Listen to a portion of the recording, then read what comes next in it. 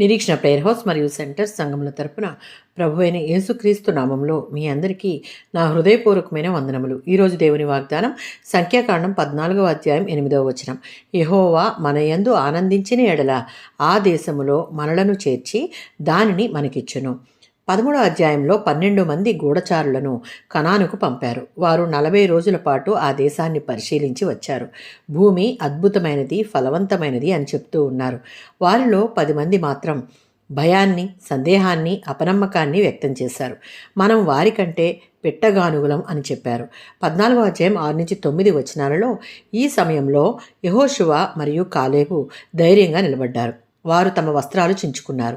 అసత్య ప్రచారం చేసిన వారితో విరుద్ధంగా విశ్వాస ప్రకటన చేస్తున్నటువంటి వచనంగా దీన్ని చూడవచ్చు. యెహోవా మన యందు ఆనందించిన ఎడల, అనగా దేవుని కృపపైనే సమస్త విజయం ఆధారపడుతుంది అని. దేవుని అనుగ్రహం ఉంటే అసాధ్యం సుసాధ్యమవుతుంది. యెహోషువ కాలేబు ప్రజలతో, మీరు పశ్చాత్తాపంతో దేవుని దగ్గరికి వెళితే దేవుడు మీ యందు ఆనందిస్తాడు.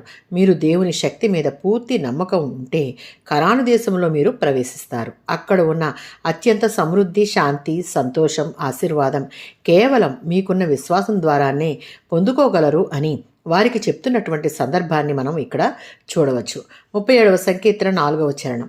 యెహోవాలో ఆనందించుట నేర్చుకుంటే మన హృదయ వాంఛలను ఆయన నెరవేరుస్తాడు. హెబ్రీయులకు రాసిన పత్రిక 11వ అధ్యాయం 6వ వచనం. విశ్వాసం లేకపోతే దేవునికి ఇష్టంగా ఉండలేం. ఇశ్రాయేలీలకు ఉన్న భయమును వ్యక్తపరిచే మాటలు మాట్లాడక విశ్వాసమును నిర్మించే మాటలు మాట్లాడుతూ దేవుని మీద విశ్వాసం ఉంచితే పరిస్థితులు వ్యతిరేకమైనవైనా, ప్రత్యర్థులు శక్తివంతులైనా, వనరులు తక్కువైనా దేవుడు మనకు చేసిన వాగ్దానాన్ని నెరవేర్చి మనలను తృప్తిపరుస్తాడు. ఆమేన్.